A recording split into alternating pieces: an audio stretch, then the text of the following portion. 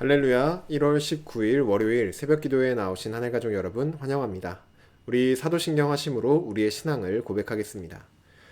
전능하사 천지를 만드신 하나님 아버지를 내가 믿사오며 그 외아들 우리 주 예수 그리스도를 믿사오니 이는 성령으로 잉태하사 동정녀 마리아에게 나시고 본디오 빌라도에게 고난을 받으사 십자가에 못 박혀 죽으시고 장사한 지 사흘 만에 죽은 자 가운데서 다시 살아나시며 하늘에 오르사 전능하신 하나님 우편에 앉아 계시다가 저리로서 산자와 죽은 자를 심판하러 오시리라. 성령을 믿사오며 거룩한 공회와 성도가 서로 교통하는 것과 죄를 사하여 주시는 것과 몸이 다시 사는 것과 영원히 사는 것을 믿사옵나이다. 아멘. 찬송가 545장 이 눈에 아무 증거 아니 배어도 함께 찬양 드리겠습니다. 찬송가 545장 이 눈에 아무 증거 아니 배어도 함께 찬양 드리겠습니다. 이 눈에 아무 증거 아니 배어도 믿음만을 가지고 선을 걸으며 이 귀에 아무 소리 아니 들려도 하나님의 약속 위에 서리라. 걸어가세 믿음 위에 서서 나가세 나가세 의심 버리고 걸어가세 믿음 위에 서서 눈과 귀에 아무 증거 없어도 이 눈이 보기에는 어떠하든지 이미 얻은 증거대로 늘 믿으며 이 맘에 의심 없이 살아갈 때에 우리 소원 주 안에서 이루리. 걸어가세 믿음 위에 서서 나가세 나가세 의심 버리고 걸어가세 믿음 위에 서서 눈과 귀에 아무 증거 없어도 주님의 거룩함을 두고 맹세한 주 하나님 아버지는 참 미쁘다. 그 귀한 모든 약속 믿는 자에게 능치 못할 무슨 일이 있을까. 걸어가세 믿음 위에 서서 나가세 나가세 의심 버리고 걸어가세 믿음 위에 서서 눈과 귀에 아무 증거 없어도. 아멘. 오늘 우리에게 주신 하나님 말씀 창세기 13장입니다. 창세기 13장 1절부터 18절까지 말씀입니다. 창세기 13장 1절부터 18절까지 말씀입니다. 제가 가지고 있는 성경 구약 성경 15쪽에 있습니다. 창세기 13장 1절부터 18절까지 말씀입니다. 다 찾으신 줄로 알고 오늘 아침 우리에게 주시는 말씀 함께 합독하도록 하겠습니다. 1절입니다. 아브람이 애굽에서 그와 그의 아내와 모든 소유와 롯과 함께 네겝으로 올라가니 아브람에게 가축과 은과 금이 풍부하였더라. 그가 네겝에서부터 길을 떠나 베델에 이르며 베델과 아이 사이 곧 전에 장막 쳤던 곳에 이르니 그가 처음으로 제단을 쌓은 곳이라. 그가 거기서 여호와의 이름을 불렀더라. 아브람의 일행 롯도 양과 소와 장막이 있으므로 그 땅이 그들의 동거하기에 넉넉하지 못하였으니 이는 그들의 소유가 많아서 동거할 수 없었음이니라. 그러므로 아브람의 가축의 목자와 롯의 가축의 목자가 서로 다투고 또 가나안 사람과 브리스 사람도 그 땅에 거주하였는지라. 아브람이 롯에게 이르되 우리는 한 친족이라 나나 너나 내 목자나 내 목자나 서로 다투게 하지 말자. 내 앞에 온 땅이 있지 아니하냐. 나를 떠나 가라. 네가 좌하면 나는 우하고 네가 우하면 나는 좌하리라. 이에 롯이 눈을 들어 요단 지역을 바라본즉 소알까지 온 땅에 물이 넉넉하니 여호와께서 소돔과 고모라를 멸하시기 전이었으므로 여호와의 동산 같고 애굽 땅과 같았더라. 그러므로 롯이 요단 온 지역을 택하고 동으로 옮기니 그들이 서로 떠난지라. 아브람은 가나안 땅에 거주하였고 롯은 그 지역의 도시들에 머무르며 그 장막을 옮겨 소돔까지 이르렀더라. 소돔 사람은 여호와 앞에 악하며 큰 죄인이었더라. 롯이 아브람을 떠난 후에 여호와께서 아브람에게 이르시되 너는 눈을 들어 너 있는 곳에서 북쪽과 남쪽 그리고 동쪽과 서쪽을 바라보라. 보이는 땅을 내가 너와 네 손자에게 자손에게 주리니 영원히 이르리라. 내가 내 자손이 땅의 티끌 같게 하리니 사람이 땅의 티끌을 능히 셀 수 있을진데 내 자손도 세리라. 너는 일어나 그 땅을 종과 횡으로 두루 다녀보라. 내가 그것을 내게 주리라. 이에 아브라함이 장막을 옮겨 헤브론에 있는 마므레 상수리 수풀에 이르러 거주하며 거기서 여호와를 위하여 제단을 쌓았더라. 아멘. 기도드리겠습니다. 사랑의 하나님, 오늘도 우리가 사랑하는, 또 우리를 사랑하시는 아버지 품 안에 안겨 하나님을 마음껏 예배할 수 있도록 인도하여 주시니 감사합니다. 하나님, 우리가 마음을 다하여 주님을 즐거워하며 우리의 마음을 하나님께 올려드리오니 주님, 우리의 예배를 받아 주시옵소서. 하나님, 주님께서 우리에게 주신 은혜에 너무나도 감사를 드리며 우리가 드릴 것이 없기에 정말로 하나님의 말씀에 순종하며 우리가 하나님의 기쁨이 되는 그러한 삶을 올려드리길 원합니다. 주님, 오늘도 우리를 향하신 아버지의 말씀을 들려주시고 그 말씀대로 살아가며 정말 우리 삶에도 복이 되고 기쁨이 되며 하나님께도 그러한 우리의 삶이 기쁨이 되는 그러한 삶의 예배를 올려드릴 수 있도록 우리에게 말씀하여 주시옵소서. 주님이 하실 일을 기대합니다. 주님, 사랑합니다. 우리의 예배를 받아 주시옵소서. 감사드리며 예수님의 이름으로 기도드립니다. 아멘.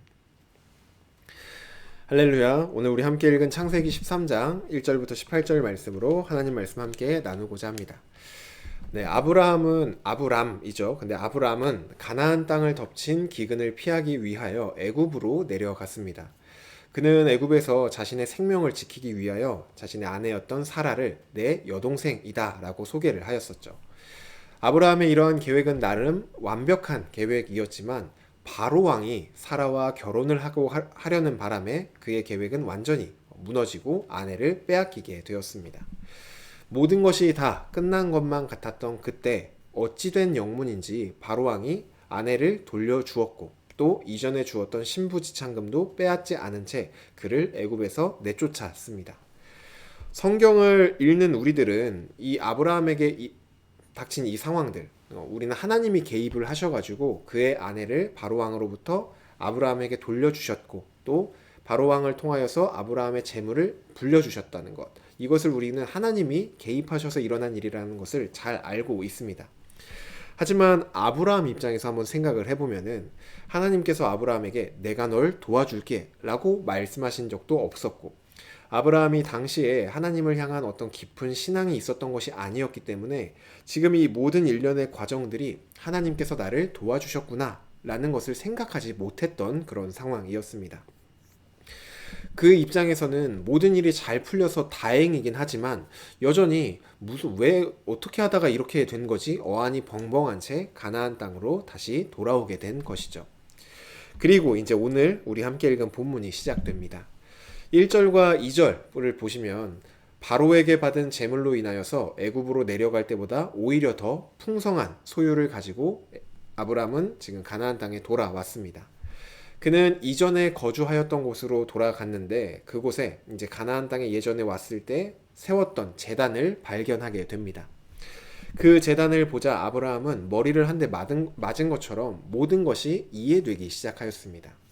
바로가 갑자기 아내를 돌려준 일, 그리고 절대 권력자였던 바로를 속였음에도 불구하고 죽임을 당하지 않고 오히려 더 많은 재물을 받고 무사히 가나안 땅에 돌아올 수 있었던 일, 도무지 자신의 머리로는 이해가 되지 않았던 이 모든 일련의 과정들이 하나님께서 도와주신 결과였구나 라는 것을 그 제단을 보고 깨닫게 된 것이죠. 자신이 하나님을 잘 믿어서 그리고 하나님께 도움을 요청해서 하나님을 의지해서 하나님이 도와주셨던 것이 아니었습니다. 하나님께서 일방적으로 아브라함에게 약속하셨던 그 말씀을 신실하게 지키신 결과였던 것이죠. 아브라함은 제단을 바라보며 하나님의 신실하신 은혜를 경험하고 깨닫게 되었습니다. 그리고 4절에 그가 거기서 여호와의 이름을 불렀다라고 말을 하는데 이것은 아브라함이 하나님께 전심으로 감사하며 예배를 올려드렸다라는 의미입니다. 하나님의 은혜를 경험한 아브라함은 하나님을 예배할 수밖에 없었던 것이죠. 우리도 아브라함과 같을 때가 있습니다. 일을 겪고 있는 당시에는 도대체 왜 이런 일이 일어나는 거지? 왜 일이 이렇게 흘러가는 거지? 전혀 이해를 하지 못하다가 어느 순간에 하나님께서 나를 이렇게 하신 것이구나. 하나님께서 은혜를 베풀어 주신 것이구나 깨달아지는 순간이 찾아올 때가 있습니다. 그리고 그 모든 은혜는 우리가 신앙생활을 잘해서 믿음이 좋아서 주어진 것이 아니라 우리를 향한 아버지의 사랑 때문임을 우리는 알 수 있죠. 우리가 깨닫지만 못했을 뿐 아버지 하나님, 그분은 항상 우리를 사랑으로 보호하시고 인도하고 계십니다. 이런 아버지께 우리가 드릴 수 있는 것은 우리의 마음을 고백하며 드리는 예배입니다. 하나님은 우리가 은혜에 감사하며 마음을 다해 드리는 예배를 정말로 기쁨으로 받아주십니다. 그러니 하나님을 기쁘시게 하는 이러한 예배가 어떤 우리가 잘 풀렸거나 힘든 일이 잘 해결이 되었거나 이런 특별한 일이 있을 때만 하나님께 드리는 것이 아니라 항상 우리 삶에, 우리의 일상에 이런 하나님을 기쁘시게 하는, 우리의 마음을 고백하는, 하나님이 우리에게 베푸신 은혜에 감사하는 그러한 예배가 날마다 우리 삶 가운데 넘쳐 흐르기를 주님의 이름으로 축복합니다. 이어서 말씀을 보시면 아브라함과 조카 롯의 소유가 너무 많아져서 이제 둘이 함께 할 수 없는 상황이 되었습니다. 그래서 아브라함은 롯에게 우리가 이제는 나누어져서 따로 지내자라고 말을 합니다. 아브라함이 롯보다 더 연장자였기 때문에 아브라함이 먼저 땅을 고르고 그 다음에 롯이 땅을 고르는 것이 맞습니다. 그런데 아브라함은 롯에게 먼저 땅을 고를 것을 권유하였고 자신은 롯이 고른 반대편으로 가겠다라고 말을 합니다. 10절에 이에 롯이 눈을 들어 요단 지역을 바라보니 마치 여호와의 동산 같고 애굽 땅과 같이 풍요로워 보였다라고 말합니다. 그래서 롯은 요단 지역을 택하여 그리로 나아갑니다. 그런데 성경은 우리에게 이렇게 말을 합니다. 롯이 보았던 마치 여호와의 동산 같고 애굽 땅과 같이 풍요로워 보였던 그 땅이, 성경은 뭐라고 말을 하냐면은 여호와께서 소돔과 고모라를 멸하시기 전이었으므로 그 땅이 동산 같고 애굽 같았더라. 소돔 사람은 여호와 앞에 악하며 큰 죄인이었더라 라고 말을 합니다. 롯의 눈에는 너무나 아름다워 보였던 그 땅이 하나님의 눈에는 죄악이 가득했으며 결국은 하나님의 심판으로 멸망을 당할 땅이었다라는 것이죠. 반면에 롯을 떠나보내고 이제 혼자 남은 아브라함에게 하나님께서 말씀하십니다. 14절부터 보시면 너는 눈을 들어 너 있는 곳에서 동서남북을 바라보아라. 네가 보는 그 모든 땅을 내가 너와 너의 자손들에게 영원히 주겠고 너의 자손이 셀 수 없을 만큼 많아질 것이다 라고 하나님이 말씀합니다. 하나님이 아브라함에게 보여주시는 그 땅은 아브라함의 눈에 척박한 땅으로 보였을 것입니다. 가나안은 원래 이렇게 애굽처럼 풍요롭고 그런 땅이 아니라 산지가 많고 광야가 있는 그런 척박한 땅이었습니다. 롯이 보았던 소돔과 고모라에 비하면 정말로 형편없어 보이는 땅을 하나님께서는 지금 보라라고 말씀을 합니다. 하지만 사람의 눈으로 볼 때 별것 없어 보이는 바로 그 땅에는 하나님의 복과 약속이 있는 땅이었습니다. 아브라함은 애굽에서 하나님의 은혜를 경험하였고 또 하나님이 보여주시는 것을 선택하는 것이 자신에게 진짜 복이 될 것을 믿었습니다. 그래서 그는 18절에 여호와를 위하여 제단을 쌓음으로 하나님께서 보여주시는 것을 제가 선택하겠습니다 라며 자신의 신앙을 고백하는 의미로 제단을 쌓습니다. 우리는 늘 어떤 눈으로 바라볼 것인지 선택의 기로에 놓입니다. 우리 눈에 보기 좋은 것을 선택할 것인지 아니면 하나님이 보여주시는, 하나님이 보시기에 좋은 것을 선택할 것인지 인류가 시작할 때부터 지금까지 끊이지 않는 그 선택의 기로에 우리는 놓여 있습니다. 오늘 본문은 우리에게 분명히 말하고 있습니다. 우리 눈에 보기 좋은 길은 크고 넓은 동산과도 같은 길이지만 그 길의 끝에는 멸망뿐이고 하나님이 보시기에 좋은 길은 좁고 협착하며 우리 눈에 볼 때는 별 볼 일 없어 보이는 길이지만 그 길 끝에는 하나님의 영원한 복이 기다리고 있음을 우리에게 분명히 말하고 있습니다. 간절히 바라기로는 저와 여러분 모두가 우리 눈에 보기에 좋은 것을 선택하는 것이 아니라 매 순간 하나님이 보시기에 좋은 것을 선택하며 살아가기를 주님의 이름으로 축복합니다. 하나님이 보시기에 좋은 것이 무엇이냐? 우리의 생각이나 지혜로는 알 수가 없습니다. 대신 하나님께서 우리에게 친히 알려주신 방법이 있죠. 바로 우리에게 주신 이 말씀을 우리가 항상 가까이 하고 말씀을 항상 묵상하면서 하나님이 이것을 기뻐하시는구나, 이것을 말씀을 통해 깨닫게 갖게 되는 겁니다. 그래서 우리가 그 선택, 내 생각과 나의 마음을 따라가는 것이 아니라 하나님이 말씀을 통해 보여주시는 그 길을 선택하고 그 길로 나아가는 것, 이것이 하나님이 보시기에 좋은 길을 선택하는 방법입니다. 간절히 바라기로는 저와 여러분 모두가 내 눈이 아닌 하나님이 말씀하시는 하나님 눈에 보시기에 좋은 그 길을 선택하여 나아가길 주님의 이름으로 축복합니다. 주신 말씀 놓고 기도드리겠습니다. 사랑의 하나님, 오늘 이 아침도 우리에게 말씀하여 주시니 감사합니다. 하나님, 주님이 우리 눈에 보이진 않지만 항상 우리의 걸음걸음을 우리와 함께 하시며 우리를 가장 좋은 길로 인도하고 계심을 다시 한번 깨닫게 하여 주시니 감사합니다. 하나님, 날마다 하나님과 동행하며 내 눈이 보기에 좋은 길을 선택하여 나아가는 것이 아니라 하나님이 우리 눈에 보여주시는 정말로 하나님이 보시기에 좋고 아름다운 선택을 하며 우리의 삶을 걸어 나아가기를 원합니다. 하나님, 이러한 우리의 삶이 정말로 하나님께 기쁨이 되며 매일이 예배가 되는 그러한 삶이 되기를 간절히 바라며 주님의 인도하심을 구합니다. 성령 하나님, 우리와 늘 함께 하시며 우리의 마음을 경작하여 주시고 우리의 마음을 하나님께로 고정하여 주시고 또 다른 데로 우리의 시선이 움직일 때 우리의 시선과 우리의 마음을 다시 한번 하나님께 돌이켜 주시옵소서. 또한 말씀을 묵상하고 읽을 때마다 하나님께서 우리를 향하신 주님의 뜻을 밝히 깨달아 그 말씀대로 살아갈 수 있도록 은혜 또한 허락하여 주시옵소서. 우리의 삶을 전적으로 하나님께 맡겨드리며 하나님께만 올려드립니다. 주님 받아 주시옵소서. 감사드리며 예수님의 이름으로 기도드립니다. 아멘.